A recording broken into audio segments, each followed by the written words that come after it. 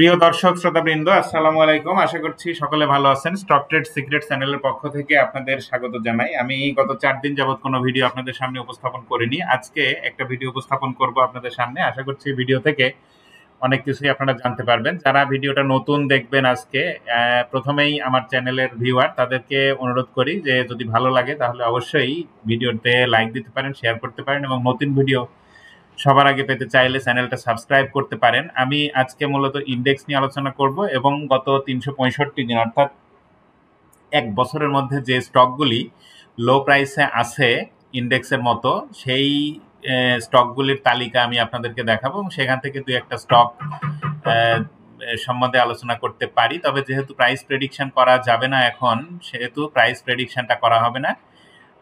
আর সূচক টেকনিক্যালি আসলে candle pattern অনুযায়ী কি অবস্থায় আছে, কোন দিকে আসতে পারে বা কিরকম হতে পারে, কিরকম অবস্থায় আছে, এই বিষয়গুলি নিয়েই মূলত আমার এই ভিডিওর আলোচনা থাকবে। তো এখানে একটা ড্রয়িং আমি আপনাদের জন্য করেছি, সেটা হচ্ছে এখানে রেড একটা অ্যারো দিয়ে আমি দেখিয়েছি যে গত from 11 April to from 11 February to 24 April 2024 index loss less or more 932 points. তাহলে কি দাঁড়ালো যে গত 11 ফেব্রুয়ারি থেকে 24 এপ্রিল 2024 পর্যন্ত সূচক কিন্তু 930 পয়েন্ট বা 32 পয়েন্ট বা তার কম বেশি হারিয়েছে। এর মধ্যে সূচক সামান্য সামান্য ছোট ছোট আপট্রেন্ড হয়েছে। এই জায়গাগুলো যদি আমরা দেখি তাহলে সেটা দেখতে পারবো। আর এখন সূচক যে অবস্থায় আছে, এখান থেকে কি অবস্থায় হতে পারে বা কোন দিকে যেতে পারে, এইটা যদি বলা হয় তাহলে সূচক বেয়ারিশ প্যাটার্নে আছে। এখান থেকে নিচেও আসতে পারে, আবার এখান থেকে যদি রিভার্স করে সেটাও করতে পারে।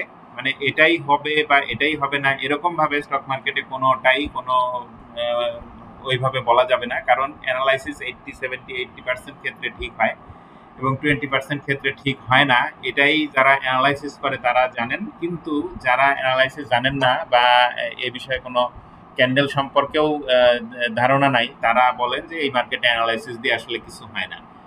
তো অ্যানালাইসিস দিয়ে আসলে কিছু হয় কি হয় না, কয়েকটা জিনিস আমি আজকে আপনাদের সামনে একটু দেখানোর চেষ্টা করব। এই যে এই জায়গাটা যদি দেখেন, এটা যদি একটা পরিষ্কার মর্নিং স্টার যদি নাও হয়, তো একটা মর্নিং স্টারের মতোই কিন্তু একটা প্যাটার্ন ক্রিয়েট করেছিল। আমি একটু অ্যারো নিয়ে এসে যদি আপনাদেরকে দেখাই তাহলে সুবিধা হবে। এই জায়গাটা দেখবেন যে এইটা একটা মর্নিং স্টারের মতো প্যাটার্ন, আর এরকম মর্নিং স্টার যদি হয় তাহলে একটা সাপোর্ট লেভেলে এসে তাহলে সূচক হোক, একটা স্টকের প্রাইস হোক অথবা কোনো সেক্টরের ভ্যালু হোক, সেটা পজিটিভ থাকে এবং কয়েকটা দিন পজিটিভ থাকে, কমপক্ষে 2 থেকে 3 দিন পজিটিভ থাকে। আবার যদি পজিটিভ নাও থাকে, যদি একটু কারেকশনও হয়, তাহলে 10 থেকে 15 দিনের মধ্যে সেটার একটা আপট্রেন্ড হয়।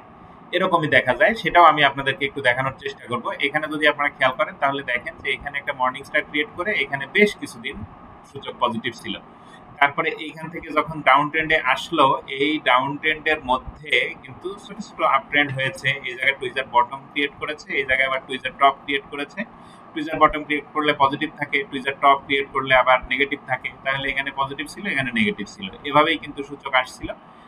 এই বৃত্তটা যদি আপনারা একটু খেয়াল করেন, এই বৃত্তটার কথা আমি বলছি, এটা কিন্তু একটা ইভিনিং স্টার ক্রিয়েট করেছিল। যদি ইভিনিং স্টার ক্রিয়েট করে তাহলে সূচক হোক, একটা চার্টের একটা সেক্টরের ভ্যালু হোক অথবা একটা স্টকের প্রাইস হোক, সেটা কিন্তু নেগেটিভ থাকে।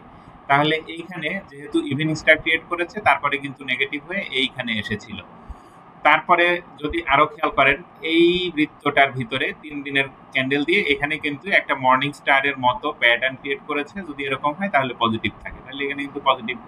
তারপরে এই বৃত্তটা যদি দেখেন, যে এই বৃত্তের মধ্যে কিন্তু একটা ইভিনিং স্টার ক্রিয়েট করেছে, আর এখানে যে রেড ক্যান্ডেলটা দেখা যাচ্ছে, এই দিনে কিন্তু মারাত্মক একটা সেল প্রেসার ছিল। তাহলে পরবর্তী দিনে একটা রেড ক্যান্ডেল হয়ে এখানে একটা ইভিনিং স্টার হলে পরবর্তীতে নেগেটিভ থাকে, পরের দিনে দেখেন নেগেটিভ আছে। এখন আগামী দিনেও নেগেটিভ থাকবে কি থাকবে না, এইটা ওইভাবে বলা যাবে না, কারণ মার্কেটে যদি মানি ফ্লোটা বেশ ভালো, এই মানি ফ্লোটা প্রাইস কমে যাওয়ার, সূচক কমে যাওয়ার পরেও মানি ফ্লোটা কিন্তু কমেনি। মার্কেটের যে টার্ন ওভার সেটা কিন্তু বেড়েছে। তাহলে এখান থেকে রিভার্স করে উপরেও যেতে পারে, আবার হয়তো সামান্য একটু কারেকশন করতে পারে, এখানে একটা হ্যামার ক্যান্ডেল ক্রিয়েট করে পরবর্তী দিনে হয়তো সূচক বুলিশ হতে পারে। তো দেখা যাক আগামী সপ্তাহে কি হয়। এইটা আসলে ওইভাবে বলাও যাবে না, বলাটা ঠিকও হবে না, এটা ইথিক্যালও না। তো আমি যে বিষয়গুলি আপনাদের সামনে এখানে দেখাতে চেয়েছি, এখানে অনেকগুলি রেখা আছে, এইখানে একটা অ্যারো দিয়েছি, যে অ্যারোতে আমি বলেছিলাম যে 932 পয়েন্ট কমেছে। তাহলে এই জায়গাগুলি এখন আমি ডিলিট করে দেব, এটা আমার বলা শেষ। এরপরে এই ব্ল্যাক রেখাটা আপনারা দেখবেন, আমি এই ব্ল্যাক রেখার কথা বলছি।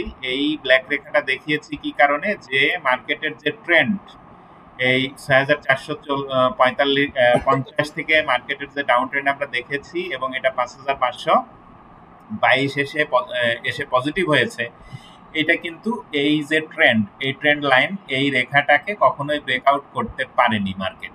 তবে সর্বশেষ গত 5 মে এটা ব্রেকআউট করেছিল, তবে ব্রেকআউটটা যে ফেক ছিল না এটা বোঝাই যায়, কারণ হলো পরবর্তী দিনেও কিন্তু মার্কেট বুলিশ ছিল এবং একটা গ্রিন ক্যান্ডেল ক্রিয়েট করেছিল, কিন্তু তারপরের দিন সেল প্রেসারে ছিল, এটা একটা গ্রেভস্টোন ডোজি ক্রিয়েট করে পরবর্তী দিন ইভিনিং স্টার ক্রিয়েট করে পরবর্তী দিনেও কিন্তু মার্কেট নেগেটিভ ছিল। এখন মার্কেট পজিটিভ কোত্থেকে হবে, এখন মার্কেট কোত্থেকে পজিটিভ হবে এইটা যেভাবে নিশ্চয় করে বলা যাবে না, কারণ হলো যে কোনো কিছুই স্টক মার্কেটে ঘটতে পারে। হয়তো একটা ইভিনিং স্টার ক্রিয়েট করেছে মানেই যে মার্কেট কমে যাবে এরকম না, মর্নিং স্টার ক্রিয়েট করেছে মানেই যে সূচক পজিটিভ হবে এরকমও না। তাহলে যদি এইখান থেকে কমে যায় তাহলে কোথায় আসবে? এই যে গ্রিন ক্যান্ডেলটা, যে বড় ক্যান্ডেল, এই ক্যান্ডেলের নিচে যে রেখাটা আমি টেনেছি, এই গ্রিন ক্যান্ডেলের নিচে পর্যন্ত যদি চলে না আসে তাহলে মার্কেট হয়তো পজিটিভ থাকবে। আর যদি এর নিচে নেমে আসে তাহলে নিচে আসলে আবার কখন কোথায় আসবে সে পর্যন্ত, সেখানে আসলে পরে বলা যাবে। আর আপাতত যদি এই বড় গ্রিন ক্যান্ডেলের নিচে যদি নেমে না আসে তাহলে আপাতত ভয়ের কোনো কারণ নাই। এখন আমি আপনাদেরকে একটা নিউজ তুলে ধরতে চাই আপনাদের সামনে, sharenews24.com থেকে। এখানে ভালো একটা নিউজ, যে শেয়ার বাজার স্থিতিশীল করতে আইসিবি কমপক্ষে 3000 কোটি টাকা পাচ্ছে। এইখানে রাষ্ট্রায়ত্ত মালিকানাধীন ইনভেস্টমেন্ট কর্পোরেশন অফ বাংলাদেশ, এটা মূলত শেয়ার বাজারে বিনিয়োগ করে থাকে। যারা শেয়ার মার্কেটে ব্যবসা করেন তারা এটা জানেন যে রাষ্ট্রীয় মালিকানাধীন একমাত্র প্রতিষ্ঠান আইসিবি, যেটা শেয়ার মার্কেটকে বিভিন্ন সময় সাপোর্ট দেয় এবং সাপোর্ট দিয়ে মার্কেটকে ধরে রাখে। তবে এইখানে যেটা বলা হয়েছে যে 3000 থেকে 5000 কোটি টাকা তহবিল পেতে যাচ্ছে। কত পাবে এইটা ওইভাবে নিশ্চয় করে এখানে বলা নাই, এই নিউজটা আপনারা পড়ে নেবেন। তবে এইখানে শেষে একটা চুম্বক অংশে এখানে বলা আছে কি, নাম প্রকাশ না করার শর্তে আইসিবির একজন উচ্চ পদস্থ কর্মকর্তা টিবিএফ কে বলেন, ট্রেডিং কর্পোরেশন অফ বাংলাদেশ সের একজন উচ্চ পদস্থ কর্মকর্তা বলেন যে তারা তহবিল সম্পর্কে বাংলাদেশ ব্যাংকের সঙ্গেও কথা বলেছেন। কেন্দ্রীয় ব্যাংক তহবিল দিতে রাজি হয়েছে। তহবিল ছাড় হলে আইসিবির বিনিয়োগ সক্ষমতা জোরদার হবে এবং সামগ্রিক বাজার উপকৃত হবে। তবে এটা এমন না যে এখনই পেয়ে গেছে, তবে পাবে, গ্রিন সিগন্যাল পেয়েছে, এটা পাওয়ার সম্ভাবনা আছে। এই নিউজটা আপনারা খেয়াল করবেন। আর আমি আরেকটা জিনিস এখন আপনাদের সামনে দেখাতে চাই, সেটা হচ্ছে গত 4 দিন আগে যে ভিডিওটা আমি এখানে দিয়েছিলাম ফিবোনাচি রিট্রেসমেন্ট দিয়ে ইন্ডেক্স অ্যানালাইসিস, এইখানে অনেকেই অনেক সুন্দর কমেন্ট করেছেন, আবার অনেকে নেগেটিভ কমেন্টও করেছেন। যেহেতু উন্মুক্ত, আমি বলেছি যে আপনার ভালো লাগা মন্দ লাগা যেটাই লাগুক আপনারা কমেন্ট করতে পারেন এবং জানাতে পারেন আপনার ভালো লাগা মন্দ লাগা। তো আমি যদি ভুল বলে থাকি সেটাও আপনারা জানাবেন, যদি সঠিক বলে থাকি সেটাও আপনারা জানাবেন। তো এইখানে অনেকেই কমেন্ট করেছেন, আমি কমেন্টগুলি যদি পড়ি। এক ভাই কমেন্ট করেছেন যে অসংখ্য অসংখ্য ধন্যবাদ খুব সুন্দর আলোচনার জন্য। আরেক ভাই সমত সাইফুল ইসলাম ভাই, আসসালামু আলাইকুম। ওয়ালাইকুম আসসালাম, চমৎকার আলোচনার জন্য ধন্যবাদ ভাই, ভালো থাকবেন। এইখানে মর্জিনা বেগম এক আপা, উনি আলোচনা বলেছেন যে আলোচনা শুনে ভালো লাগলো, আপনাকে ধন্যবাদ। হোয়াটসঅ্যাপে আমার এমএসিডি বিষয়ে জানার আগ্রহ প্রকাশ করলাম, একটু জানাবেন। আমি আপনাকে বলে রাখি যে আমার চ্যানেলের যে প্রথম ভিডিওটা আছে সেখানে এমএসিডি সম্পর্কে আলোচনা আছে, সেটা আপনি দেখবেন। সাইফুল ইসলাম ভাই আবার পজিশন ট্রেড নিয়ে আলোচনা চাই বলেছেন। আচ্ছা, আমি ভবিষ্যতে আপনার এই বিষয় নিয়ে আলোচনা করার চেষ্টা করব। None of your analysis on individual stock like Renata, উনি বলেছেন যে রেনেটার মতো অন্য কোনো ইন্ডিভিজুয়াল স্টক নিয়ে আপনার কোনো ভিডিও নাই। আপনি আসলে ইন্ডিভিজুয়াল স্টক নিয়ে ভিডিও এখন আর দেওয়া যাবে না। Still floor price index level did not touch, মানে ফ্লোর প্রাইস যেখানে ছিল ইন্ডেক্স কিন্তু এখনো সেটা টাচ করতে পারেনি। তার মানে উনি বলেছেন এটা এখনো মার্কেটের কিছুই হয়নি, আসলেও কিছুই হয়নি। মার্কেট কারেকশনে আছে, আর মার্কেট যে কারেকশনটায় যাচ্ছে, যত দূর মার্কেট কারেকশনে যায় তার থেকে যখন পজিটিভ হয়, পজিটিভনেসটা কিন্তু মার্কেটের অনেক বড় থাকে। আপনারা মার্কেটের যে চার্ট এইটা যদি আপনারা দেখেন তাহলে আপনারা সেটাই দেখবেন। এখানে আরেক ভাই বলেছেন, ভাই আপনি কি মার্কেট আপ হলে আসেন? তো আমি আপনাকে বলতে চাই, আপনি আমার ভিডিওতে চ্যানেলে নতুন কিনা আমি জানি না, তো আপনি আমার চ্যানেলে যদি প্রচারিত ভিডিওগুলি দেখুন, দেখলে আপনি বুঝবেন যে আমি কখন আসি কখন আসি না। এখানে সাইফুল ইসলাম ভাই উনি আবার এখানে বলেছেন, না জেনে কারো সম্পর্কে কথা বলা ঠিক না। তো ধন্যবাদ সাইফুল ইসলাম ভাই, যেহেতু আপনি আমার সম্পর্কে জানেন তাই আপনি কাউন্টার দিয়েছেন। এখানে আরেক ভাই বলেছেন, সালাম টু ইউ ফেন এন্টেনা, এটা আমি বুঝতে পারলাম না। ওয়ালাইকুম আসসালাম। আরেক ভাই এখানে বলেছেন, thanks for video, really appreciated it, how you draw Fibonacci, can you share? আসলে ফিবোনাসি ড্রটা তেমন কিছুই না। ফিবোনাসির রিট্রেসমেন্টের যে আইকনটা আছে সেখানে ক্লিক করে আপনি রাইট মাউসটা চেপে ধরে যেখান থেকে যে জায়গাটা থেকে যে পর্যন্ত আপনি ড্রয়িং করতেছেন সেখানে গিয়ে যদি আপনি ছেড়ে দেন তাহলে ফিবোনাসি রিট্রেসমেন্ট এটা আঁকা হয়ে যাবে। এখানে আরেক ভাই বলেছেন, ইফ যদি ইজ হয় বাট কিন্তু হোয়াট? আসলে স্টক মার্কেটটা এরকমই, যে স্টক মার্কেটে যদি এরকম হয় তাহলে ওইরকম হবে, ওইরকম না হলে এরকম হবে না, এই রকম বিষয়গুলি এখানে থাকে। এখানে আরেক ভাই বলেছেন যে, আচ্ছা ভাই এসব না করলে কি নয়, আপনার কি কোনো কাজ নাই? ফাউল একটা কাজ করছেন, কারণ যা জানেন না বোঝেন না তা নিয়ে কেন কথা বলেন? ফিবোনাসি জাপানি, ওর বই পড়েছেন দেখেছেন কোনোদিন? যত সব ফাজিল। যাক, আপনাকে ধন্যবাদ, আপনি কত বড় ভালো মানুষ, আপনার কমেন্ট দেখেই বুঝতে পেরেছি এবং আমার আজকের ভিডিওতে মানুষ জেনে যাবে যে আপনি কত বড় ভালো মানুষ, যেহেতু এরকম নেগেটিভ একটা কমেন্ট করেন। ডক্টর মোহাম্মদ সায়েম আলী খান, আপনাকে একটু দেখানোর জন্যই আমি ভিডিওতে আসলে আপনাকে দেখালাম। ডক্টর মোহাম্মদ সায়েম আলী খান, আপনি আমার কয়টা ভিডিও দেখেছেন আমি জানি না, তবে ফিবোনাসি রিট্রেসমেন্ট নিয়ে এটাই আমার প্রথম ভিডিও নয়। এর আগেও ফিবোনাসি রিট্রেসমেন্ট নিয়ে আমি আমার চ্যানেলে ভিডিও দিয়েছিলাম। সেখানে আমি বলেছি যে ফিবোনাসি কে, ফিবোনাসি কোন বিষয়ে বিশেষজ্ঞ, ফিবোনাসির বাড়ি কোথায়, ফিবোনাসির জন্ম কবে, ফিবোনাসি রিট্রেসমেন্ট তৈরি করেছে, এবং এটা স্টক মার্কেটে যে অ্যানালাইসিসের ক্ষেত্রে ব্যবহার হয়, এটা কারা এনেছে, কবে থেকে ব্যবহার হচ্ছে, সব বিষয় বলা আছে, আপনি সেখান থেকে দেখে নেবেন। আর আপনার ভুল ভাঙানোর জন্য বলি, আমি ফিবোনাসি জাপানি এটা আমি বলিনি, এটা আপনি জানেন না বা এটা আপনি বুঝতে ভুল করেছেন।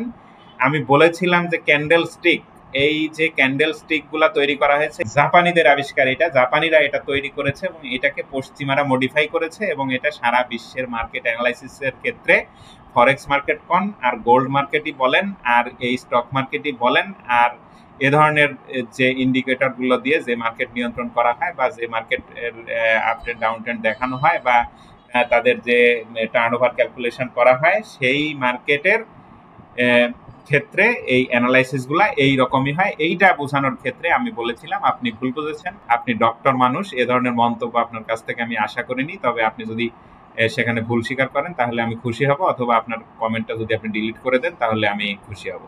তো এইখানে আমি যেটা বলছিলাম যে এখানে ফেক ব্রেকআউটটা কিন্তু ফেক ছিল না, ব্রেকআউটটা কিন্তু আসলে ঠিকই ছিল, কারণ পরবর্তী দিনে সেটা কনফার্ম করেছিল কিন্তু তারপরে নেগেটিভ হয়েছে। এখন এখান থেকে কি হতে পারে, এখান থেকে হয়তো রিভার্স করতে পারে বা আর একটু কারেকশন হয়ে রিভার্স করতে পারে, এই বিষয়টি দেখার। আর আমি একটু বলেছিলাম যে এ ধরনের প্যাটার্নগুলি ক্রিয়েট করলে মার্কেট পরবর্তী দিনে যে ইম্প্যাক্ট হয় সেগুলি যদি আমি এইদিকে দেখাই, আবার অনেক সময় কিন্তু হয়ও না।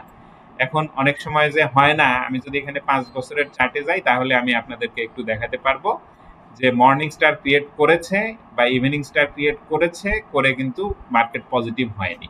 এই যে যদি এই জায়গাটা দেখেন তাহলে এই জায়গাটা দেখলে আপনারা এইখান থেকে এটা বুঝে যাবেন। এটা যদি খেয়াল করেন, এটা কিন্তু পরিষ্কার একটা মর্নিং স্টার, কিন্তু মর্নিং স্টার করার পরে কি হলো, এটা কিন্তু সাপোর্ট লেভেলে এসে হয় নাই, এটা একটা ডাউন ট্রেন্ডে এসে হয়েছিল। এবং এখানে মর্নিং স্টার করে কি হয়েছে, একদিন পজিটিভ থেকেই পরে আবার যেখান থেকে মর্নিং স্টার ক্রিয়েট হয়েছিল তাকেও ব্রেকডাউন করে নিচে এসেছে, কিন্তু নিচে আসলেও পরবর্তীতে আবার এখানে টুইজার বটম ক্রিয়েট করেছিল, করে আবার মার্কেট কিন্তু যে পর্যন্ত যেখানে মর্নিং স্টার ক্রিয়েট করেছিল তার উপরে গিয়েছিল। তাহলে এখানে যদি আমরা দেখি কয়দিন, তাহলে 9 অক্টোবর থেকে এই জায়গাটা হচ্ছে মে 15, তার মানে বেশ দীর্ঘ সময় এটা। তবে আমি যেটা বললাম যে একটা প্যাটার্ন যদি মার্কেট ক্রিয়েট করে সেই প্যাটার্ন অনুযায়ী পরবর্তী দিনে 80% ক্ষেত্রে সেই প্রেডিকশনটা ঠিক হয়। এই বিষয়গুলি আপনারা খেয়াল রাখবেন। আর এবারে যদি আমি 1 বছরের চার্টে আবার যাই তাহলে একটু খেয়াল করবেন যে এই জায়গাটা দেখানোর জন্যই আমি এখানে আসলাম। একটু খেয়াল করলে ভালো হবে যে যে জায়গাগুলা থেকে মার্কেট নেগেটিভ হয়েছে অর্থাৎ এই এরিয়াটা যেখানে এইখানে ইভিনিং স্টার ক্রিয়েট করেছিল এই জায়গাটা খেয়াল রাখতে হবে। এটা একটা রেজিস্ট্যান্স লেভেল, এটা যদি খেয়াল করেন যে যেখান থেকে মার্কেট টুইজার টপ ক্রিয়েট করে আবার নেগেটিভ হয়েছে তার মানে ফলিং ওয়েজ প্যাটার্নে যে মার্কেট ছিল সেই টপ লেভেলটা একটা রেজিস্ট্যান্স লেভেল। সেই জায়গাগুলি যদি মার্কেট ব্রেকআউট না করতে পারে তাহলে ভালো হতে পারবে না। আর এখন যেহেতু মার্কেট এইখান থেকে পজিটিভ হয়েছে তাহলে যদি যেখান থেকে পজিটিভ হয়েছে তার নিচে যদি না চলে আসে তাহলে আর ভয়ের কোনো কারণ নাই। আর ভালো নিউজ তো আমরা দেখলামই, শেয়ারনিউজ24.com নিউজ করেছে, অর্থ সংবাদ নিউজ করেছে যে আইসিবি সরকারের কাছ থেকে 3 থেকে 5 হাজার কোটি টাকার মতো পাচ্ছে। এটা বেশিরভাগই শেয়ার মার্কেটে বিনিয়োগের ক্ষেত্রে বা শেয়ার মার্কেটকে সাপোর্ট দেওয়ার ক্ষেত্রে কাজে লাগবে এবং তাদের আগে যে ঋণ নিয়ে সাপোর্ট দেওয়া হয়েছিল সেই ঋণ পরিশোধের ক্ষেত্রেও তারা ব্যবহার করবে। যে নিউজটা আমি দেখিয়েছি সেই নিউজটা আপনারা পড়ে নেবেন। আর এবারে আমি বলেছিলাম যে সার্চ থেকে যে 1 বছরের মধ্যে 52 সপ্তাহের মধ্যে যে স্টকগুলি লো প্রাইসে আছে তার তালিকাটা আমি আপনাদেরকে একটু দেখাতে চাই। এখানে 52 সপ্তাহের মধ্যে লো প্রাইসে আছে কিন্তু 34টা স্টক লো প্রাইসে আছে। এর মধ্যে এখানে অনেকগুলি নাম আছে, আপনারা একটু দেখে নেবেন। অ্যাপেক্স ফুড আছে, অ্যাপোলো ইস্পাত আছে, আমরা নেট আছে, এশিয়ান ইন্স্যুরেন্স আছে। যাই হোক 34টা স্টক আছে। আপনারা এখান থেকে দেখে জেনে বুঝে কি অবস্থায় প্রাইস আছে, লেনদেনের ভলিউম কিরকম, টার্নওভার কিরকম, যদি টার্নওভার ভালো থাকে, ক্যান্ডেল প্যাটার্নের ক্যান্ডেল সম্পর্কে যদি এবিসি নলেজ থাকে এবং ক্যান্ডেল যদি ভালো করে থাকে এই বিষয়গুলি দেখে, তাদের ইপিএস যদি খারাপ হয় তাহলে বিনিয়োগ না করে ইপিএস যদি ভালো থাকে, যেহেতু সামনে ডিভিডেন্টের মৌসুম আসছে, বেশিরভাগ স্টকই জুন ক্লোজিং এবং এই জুন ক্লোজিং স্টকগুলিতে যদি আপনারা বিনিয়োগ করতে পারেন তাহলে দেখে বুঝে ভালো ইপিএস গেইন করেছে এরকম দেখে তাহলে ভালো ডিভিডেন্ড পাওয়া যাবে এবং সেই ক্ষেত্রে এগুলি যদি লো প্রাইসে থাকে তাহলে এখানে একটা আপট্রেন্ডও পেয়ে যেতে পারেন ডিভিডেন্টের আগে। এই বিষয়গুলি খেয়াল রাখবেন। তো ধন্যবাদ সবাইকে। আপনারা যদি ভিডিও ভালো লাগে তাহলে লাইক দিতে পারেন, শেয়ার করতে পারেন এবং কমেন্ট করে জানাতে পারেন আপনাদের ভালো লাগা মন্দ লাগা। ধন্যবাদ সবাইকে, ভালো থাকবেন।